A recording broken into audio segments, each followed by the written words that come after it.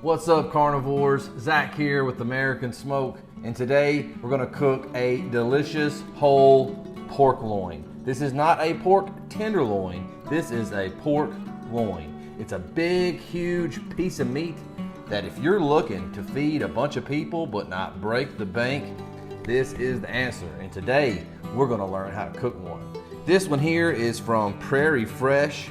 It is supposed to be all natural, boneless pork loin, whatever that means. All I know is that it's a great big piece of meat that doesn't cost me a whole lot. We got this one at about 7.5 pounds for a whopping $12.44. And when the price of meat is like it is right now, where you have to pay $10 plus a pound for decent beef, briskets are through the roof, Boston butts are still pretty cheap, but they're not what they used to be. This is something that you welcome into your kitchen. So we're gonna go ahead and cook one today. I'm gonna show y'all how to make it just right. So we have got the loin out of the wrapping, and what I'm gonna do real quick is give you a quick anatomy lesson on this cut of meat. It has 3 different parts, pretty easy to remember. You've got the blade, the center cut, and the sirloin. And so the sirloin is gonna be your most lean most of the times, and it just sort of works its way back towards the blade. So most lean, some intermuscular fat and marbling, and then when you get down towards the blade, that's gonna be where you've got the most fat and the most marbling. And if you're ever wondering, how do I tell which part is the blade, which part is the sirloin, who's gonna have trouble guessing which part the center is? It's the center. Anyway, the most distinguishing part about the blade is going to be the darker color in the meat. When you get down, you have a look, you're going to see that there is a dark red to pinkish color compared to the very light flesh tone color of the center cut and of the sirloin. And so today what we're going to be doing is we're going to be cutting this bad boy in half, because my little family is not going to be able to eat 8 pounds of meat before we get sick and tired of eating pork loin. And I got no plans of having company anytime soon. So what we're going to be doing is we're going to be cutting this in half, and then I'm going to be taking the center cut, probably 2/3 of the center cut, over towards the sirloin and cutting it into thick cut pork chops that we will vacuum seal and cook later. So let's go ahead and get into cutting this thing up. Got this little knife of mine that I'm going to cut it with. Not bragging. So yeah, about right there, a little less than half is what I'm going to cook today. And we're just going to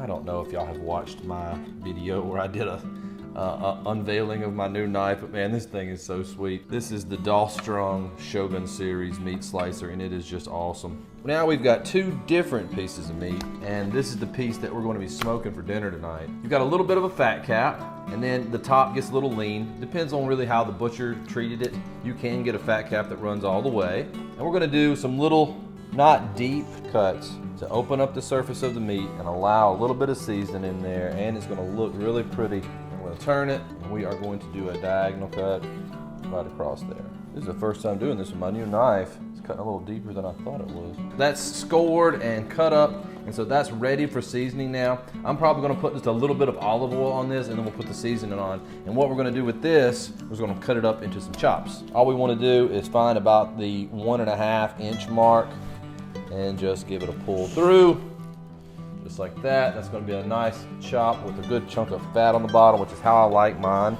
You can sort of go the width of the blade with this knife. See, that's just a perfect chop. And you always want to, when you're cutting the width of the blade, just a little tip, is you want to make sure that the sharp edge is on the inside of the meat. That way you can just turn it up, start cutting, and that way there's nothing lost in transition. You get nice even cuts so that when you're cooking it, they all get done around the same time. The more you do this, the faster you'll get at it, the more even your cuts will become, and the less you'll have to think, which is terrible, and I know it's terrible to have to think. And if I've made you think today, I'm sorry. I had to think to make you think, so it feels hard for me too. Got a little thick one here. This will be dead-ass pork chop right here, just like that.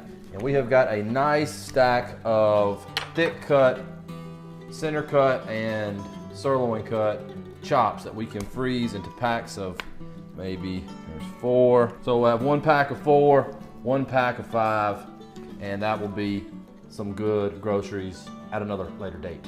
Let's go ahead and get to seasoning this big piece. So for my binder on this pork loin, what I'm gonna be using is gonna be just a little light olive oil. You can use mustard, whatever you wanna use. Really and truthfully, it's just gonna help it bind just a little bit and help to smoke it here a little bit, which is what we want. What we're seasoning this with today is some tones, rosemary, garlic. I'm wanting this to have a very herby, sort of earthy flavor. And so what I'm gonna be using is this. It's got a lot of rosemary, a lot of really just nice seasonings. It's great on lamb, and I really like it on lean pork as well. You don't want to be scared of it. You want to get it on there and make sure that when you're seasoning that you season all sides. You know, you're going to need to turn up the edges. Big chunks of garlic in this. Just, it's a beautiful seasoning. Now we're going to flip it over. Get one more side. Hit it with a little bit of more olive oil. And we're gonna go over this side with a little bit of kosher salt. This is gonna be the top side, so a lot of this salt is gonna melt down and flow over that bottom side as it cooks. So I wanna put salt on the top, not on the bottom. The salt will run down, like I said. Most of it you put on the bottom, just gonna drip off. And then we're gonna go over it with the olive oil, rub that salt into those cracks. Go get it in there really nicely. And then just really maul it with the tones. Get all that rosemary and garlic in there, whatever else it is. All I know is the sound it makes when it takes a man's life.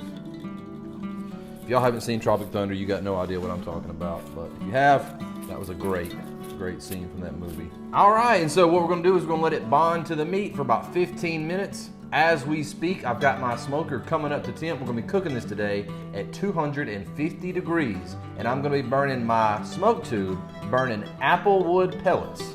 Apple pairs great with pork. You can choose whatever type of smoke you want. If you don't wanna use your smoke tube, that's fine. But this is gonna be a quicker cook. I'm hoping this will be done somewhere between the 2 and 3 hour mark, cooking at 250. It may even come out a little quick, but I don't think it'll be much sooner than 2 hours. So we're gonna let this sit while I go out there and tinker with the smoker. Once I get this into the smoke, we're gonna be coming in and we're gonna be prepping these turnip greens to go into the boiler for a few hours while we cook the pork. Is there anything better than smoked pork, turnip greens, and we're gonna have some cornbread with it? I don't think so, Jack. I don't think so. We'll see y'all here in just a little bit. All right, so we are in good shape out here at the pit. It's up to 250 degrees. The smoke tube is rolling that apple wood. And now all that's left to do is to put my meter into the thick end of my pork loin. That way it can holla at your boy through the app whenever it gets to 140 degrees, which is the temp that we will be pulling it. I'm gonna pull it at 140, put some foil over it for about 20 minutes. It's gonna continue to cook up to about that 145 degree mark, which is where pork is completely safe to eat at. But we don't wanna overcook this at all because it is a very lean cut, even though this is the fatty end. So we wanna make sure that it's perfect. We're gonna find the nice center thick portion of this chop, and we're just gonna go straight in all the way, just like that. And we're gonna set the app up to let us know when it hits 140. Now comes the easy part, putting it in the smoker. Man, that's gonna be good. We'll see y'all in a bit. So I'm gonna give you a quick tutorial on how to prepare some greens because not everybody knows how to do it. And if you don't know how to do it, they may not turn out good. If they don't turn out good, you'll never get to enjoy greens. So let's go ahead and let's do it. I've got 2 bunches of greens here. I don't know if I'm gonna use both of them or one of them. It really all depends on how much it produces at the end. We'll have to just wait and see. Each of these is a leaf. Depends on how they're packaged, but the way that these are packaged, they're each a leaf. And each leaf has got a long spine down the middle. And there's several ways that you can do that. One of the ways is to remove the spine with a knife. It's a lot harder than the leaf, so you can just sort of run that knife right down that leaf, and as you get further down, just cut through because that's going to be more tender, and then you can throw that off to the side. There are some things that you can do with that, but nothing that I'm interested in today. But we're going to take all these and de-spine them, then we'll put them through a wash, and then we'll get ready to season them, put a little bit of cured salted pork fat back. Now, I have made these with pork fat, I've made them with bacon, and I've also made them with leftover brisket trimmings or short rib trimmings or beef tallow. That beef fat adds a whole nother type of flavor to greens if you've never tried that. Today we're using pork fat, but if you've got some beef fat, try that out. And I promise you will not be disappointed. We're gonna go ahead and trim all these down, and we'll see y'all when we get done with that for the cleaning and the seasoning and get them cooking.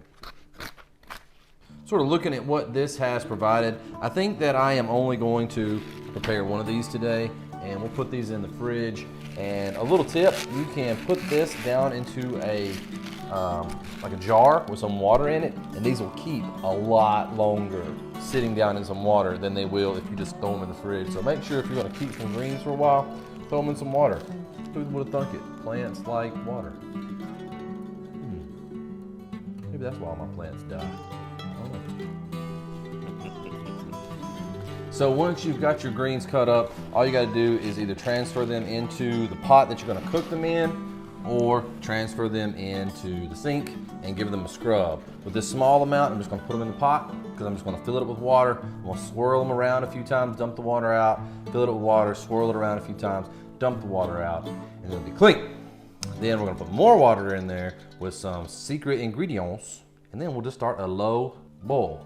And they'll cook down like crazy. You can see, got a nice 3/4 of the way full pot here, and it's gonna cook down to where it's just like this much greens. But you know, that's a lot to go onto a plate. We're gonna go ahead, rinse these now, and then we'll get into seasoning them after that.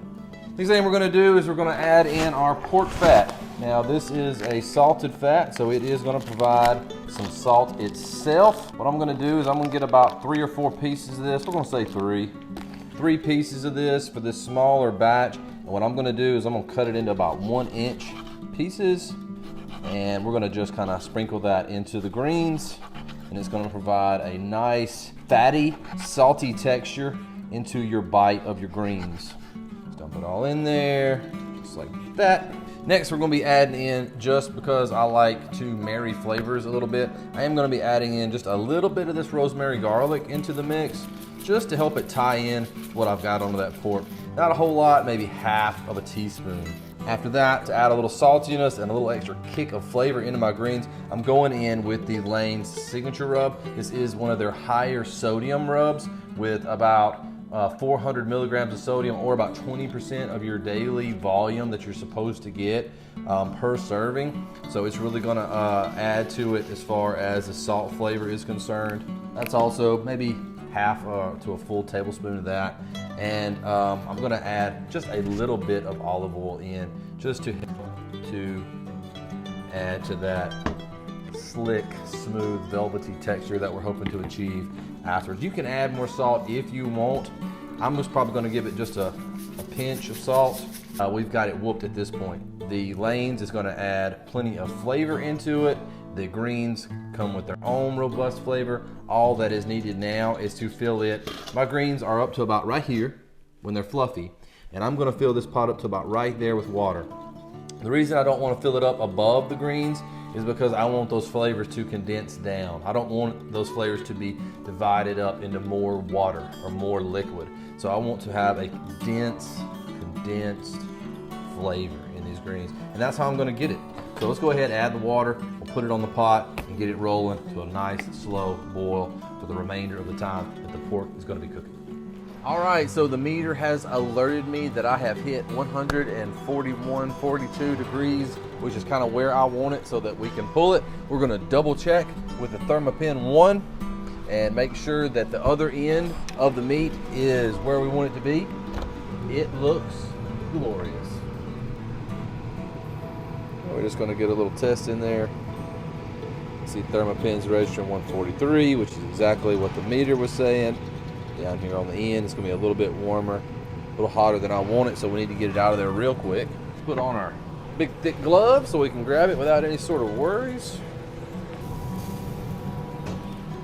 Oh mama, that is beautiful.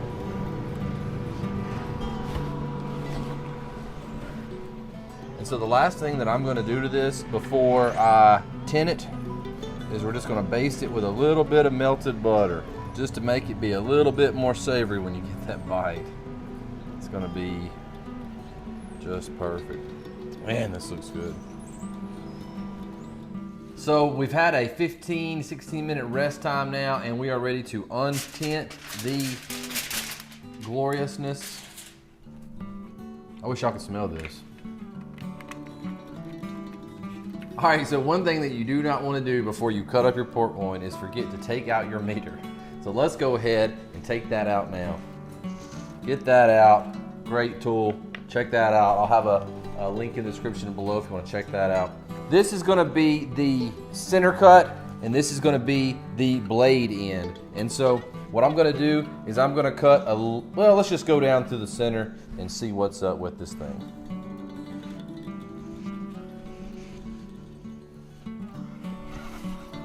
Beautiful. Gorgeous. Check out that smoke ring. Beautiful smoke penetration. Just ushy gushy with juices. Oh, it makes me so happy. It makes me so happy. All right, so now what we're gonna do is we're gonna get the Pitmaster's cut here, and I'm gonna taste it. In case y'all didn't know, the Pitmaster's cut is the end piece. It's gonna have the most seasoning on it. Look at that. I mean, you can't fake that. I did not brine this. You can brine it. You can see a difference in the color of the meat too as you get into more of that blade. Like I told you earlier, the blade is a little darker. The outside, you've got great smoke penetration. So this is the end piece. This should be the toughest piece. And it just pulls apart really easily. Oh. That's so much better than I even thought it was gonna be. Man, that hit right there. That hit. That Tone's rosemary and garlic seasoning with a little salt, baste it with butter afterwards.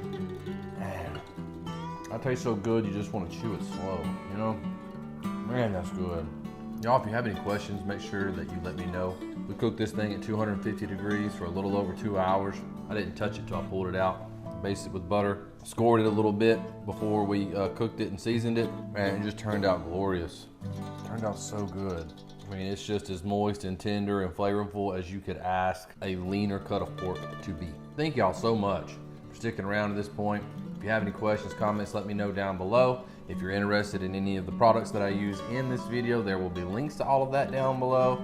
It won't cost you anything extra. It will help a brother out, help support American smoke up in here. We got greens going on the stove, cornbread's ready to rock and roll. Thank y'all so much. Make sure to smash the like button for me, and I will see y'all in the next video. One of the best ways that you can serve this is with thin cuts. Man, the juice that's coming out of this thing is unbelievable. I mean, I've brined these before and they come out like this, but this is just 250. Just let it rock and roll. What are you brining for? If you can get a product like this, what were you brining for in the first place? Man, that is just like perfect, man. Just tender, juicy, and y'all have to take my word for it, delicious. And y'all don't have to take my word for the juicy part. Man, that looks good. Just beautiful. Just cuts like butter.